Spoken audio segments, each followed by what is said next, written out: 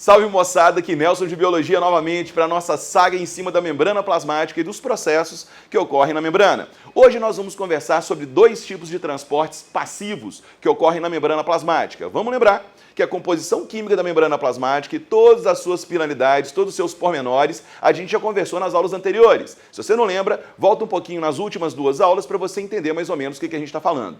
Só que hoje eu vou focar nosso papo nos dois tipos de transportes passivos, tanto quanto importantes para a nossa célula. Eu vou fazer uma analogia dos transportes com o que ocorre no nosso corpo, beleza? Vamos começar por um transporte denominado difusão. Nesse caso, a gente vai falar da difusão simples. Aqui, em verde, eu representei a membrana plasmática, beleza? Essa bolinha pretinha é uma substância qualquer que se encontra em maior concentração deste lado e menor concentração deste lado. Isso quer dizer o quê? No processo de difusão, a substância ela tende a se deslocar do seu local de maior concentração para o local de menor concentração. Então, esse círculozinho pretinho aqui seria uma substância qualquer que está se difundindo de um lado da membrana plasmática para o outro lado da membrana plasmática. Então, a difusão é um transporte passivo, onde a substância tende a se deslocar do seu local de maior concentração para o local de menor concentração. Lembrando,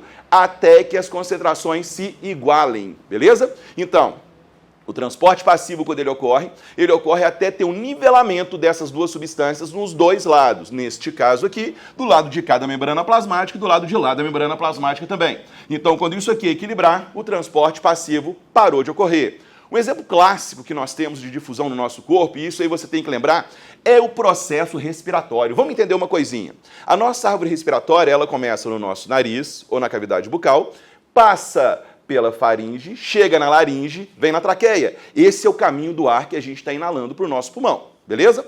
Lá no finalzinho da árvore respiratória, nós temos os alvéolos pulmonares. Os alvéolos pulmonares são esses círculozinhos que eu representei aqui em azul. Neste caso, o oxigênio que nós respiramos, ele chega lá no alvéolo pulmonar.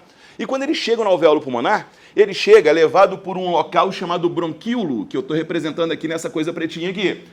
Chegou no alvéolo pulmonar, a concentração de oxigênio no alvéolo é bastante grande. Neste caso, eu vou ter uma concentração alta de oxigênio no alvéolo pulmonar e uma pequena concentração de oxigênio no vaso sanguíneo.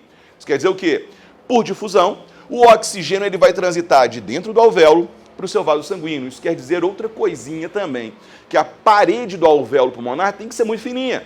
Muito fininha para quê? Para permitir a passagem do oxigênio daqui para cá. Beleza? Então, tecnicamente falando, quando nós respiramos, o oxigênio, ele se difunde do alvéolo pulmonar para dentro do vaso sanguíneo. Guardei isso na cabeça, muito importante para os nossos vestibulares, para as nossas provas, prioritariamente para a nossa vida, senão isso aqui a gente morre, beleza? Então, o que acontece? Esse processo de difusão do oxigênio para dentro do vaso sanguíneo é o que vai te manter vivo, que vai manter o seu corpo funcional, tendo o oxigênio o tanto que você quiser, beleza? Bom, aí, o que acontece? Neste processo de difusão, eu estou percebendo que uma substância está se deslocando do local de maior concentração dessa substância para o local de menor concentração da mesma substância. Isso ocorre também no transporte inverso do CO2, do sangue para dentro do alvéolo. Tranquilo? Agora presta atenção aqui numa coisinha que às vezes pode danificar um pouquinho de questões nossas. Veja bem, este processo, processo passivo, difusão. Agora olha para esse daqui. Aqui eu tenho um processo muito caidor em provas, chamado osmose. O negócio é o seguinte, eu vou te dar um exemplo de um processo que ocorre na nossa vida, e aí você vai colocar a osmose para mim. Quando eu faço carne de sol, o que eu faço com a carne de sol? A carne de sol, o salgamento da carne, é um processo onde eu vou preservar a carne. Quando eu preservo um alimento, eu vou evitar que micro-organismos cresçam nesse alimento, beleza? Lembrando que água é a base do metabolismo. Sem água, não tem vida. Tranquilo? Então, qual que é a relação do processo de salgar a carne com a água sendo a base do metabolismo e a inviabilidade do crescimento de micro-organismos nesse material? Vamos lá.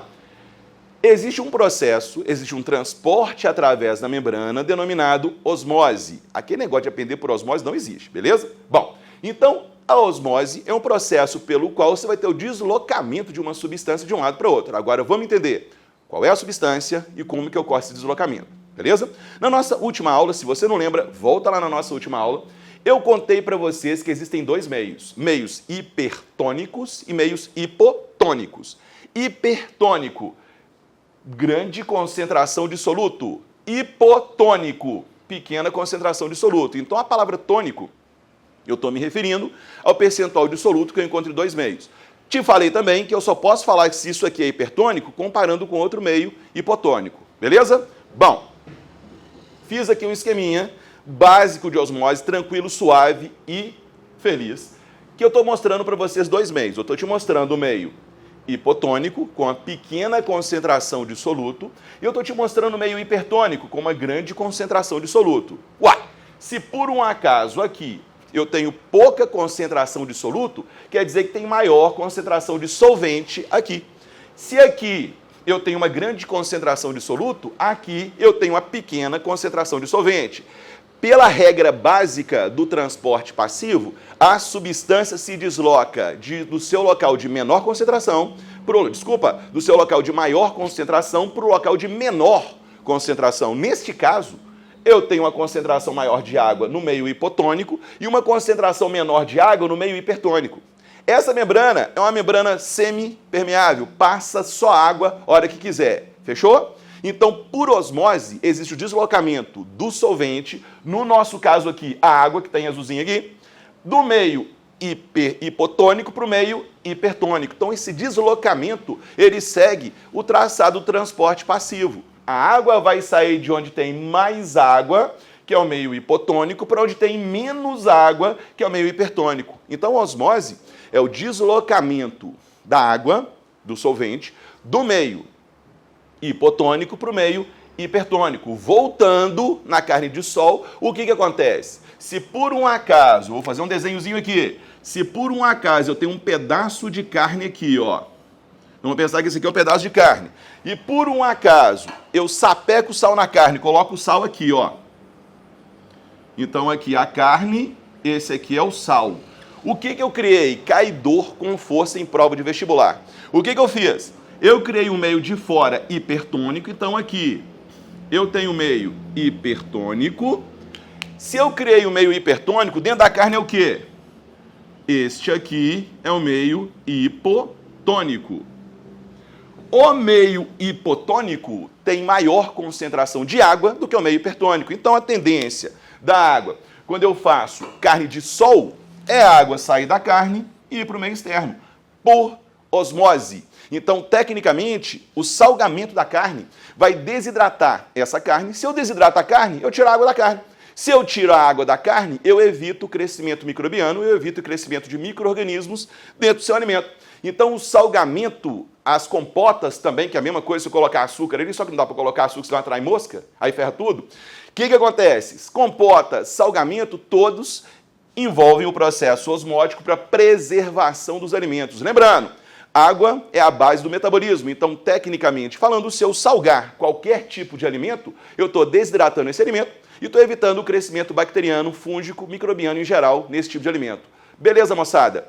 Na cabeça, então, difusão simples. Aqui do lado de cá, osmose, dois processos passivos, caidores em prova de vestibular. Lembrando que osmose tem a ver com o nosso processo respiratório, osmose, que é difusão, tem a ver com o nosso processo respiratório, e osmose prioritariamente com a desidratação de alimentos para sua preservação.